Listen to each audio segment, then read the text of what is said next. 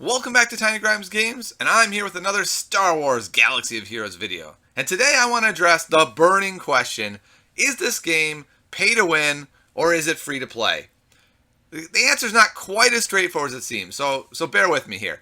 First of all, is the game pay to win? Of course it's pay to win! That's the whole point of these kind of games. And what I mean by that is the paying player has a tremendous advantage over the free to pay player. But you know what? That's how this industry works, right? It's really necessary. Otherwise, this game goes out of business. You need to have a reason for paying players to pay to play the game. If there was no reason, if there was no advantage, what would be the point?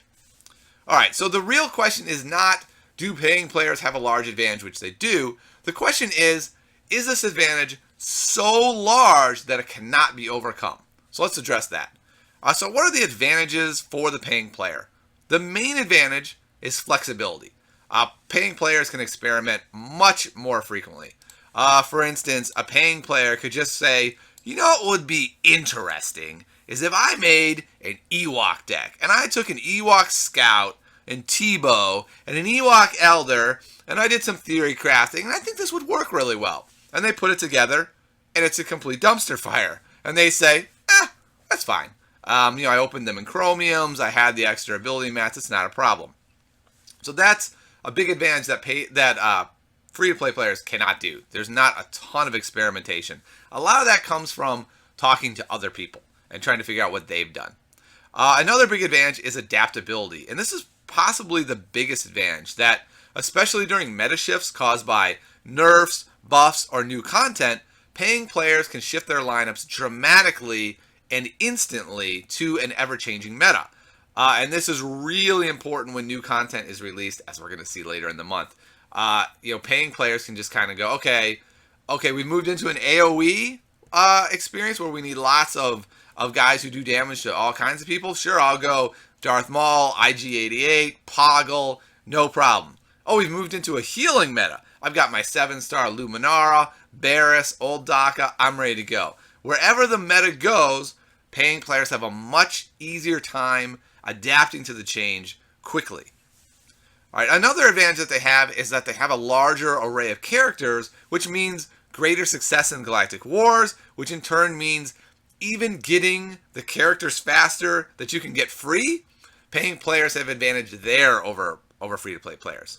Okay, so we've laid out some advantages for the paying player. And again, I'm not complaining. This is how it works. This is what keeps the company in business. So is the situation bleak for the free-to-play player? And I say no.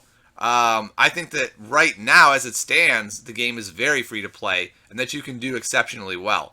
I've been won several times. I rarely run into lineups that I can't beat.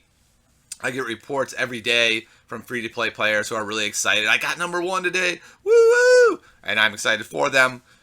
So really, what it comes down to is, how does the free-to-play player then be successful? And I've talked about this in lots of videos. But essentially what it boils down to is being really careful and smart and efficient in spending your resources. And this is the big difference, right? A paying player can make huge mistakes and it doesn't matter.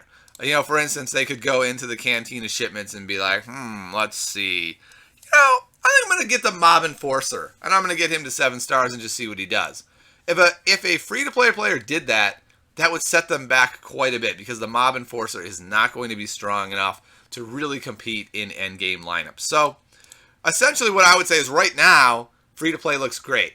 The real question, though, is what is the future going to look like? And this is where it's going to be dicey. The balance between free-to-play and pay-to-win is really delicate, right? You have to give paying players the feeling that they're getting an advantage.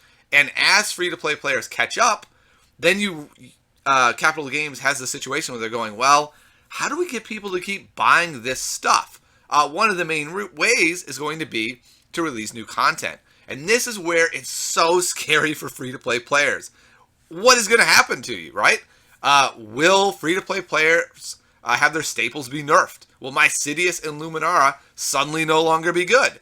Is there going to be some new lineup that comes out of new content? Maybe new characters, some new interaction that directly counters free-to-play paying characters and their top lineup. Will the best characters in the game suddenly only be available through Chromium packs? I mean, this would be a great way for Capital Games to make a lot of money, to encourage people to buy these packs. But free-to-play players will be kind of sitting there going, listen, I can buy some Chromium packs. I can unlock that 3-star version of the great guy, but you know what? A 3-star version is not going to compete with a 7-star version. So it becomes really tricky, and one misstep by Capital Games is going to cause everything to fall out of whack. And so I think their goal, and I think they've been doing this well so far, is to emulate Hearthstone in this regard. And what I mean by that is to always have one lineup or deck that can be acquired by the free-to-play player and is competitive. Yes, the free-to-play player doesn't have endless options like the paying player does, but they always have that one option or two options that is going to get them where they want to go if they put the time in, if they're really dedicated. I think this is really important. So far, again, Capital Games has done great. If you ask me today, hey Tiny, what's the situation for the free-to-play player? I'd say it's quite good, actually. At the end of the month, or whenever this month the new content comes out, ask me again.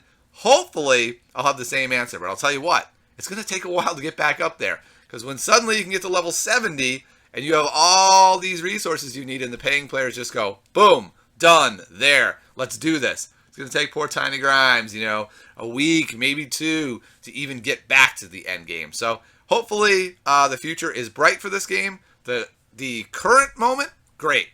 But everything's about the future, so we'll see. I hope you enjoyed this video, and I'll see you next time on Tiny Grimes Games. Again, if you want to be a Patreon supporter, so great. That would be so amazing. There's a link below. But if not, just keep watching, and I really appreciate it, and I'll see you next time.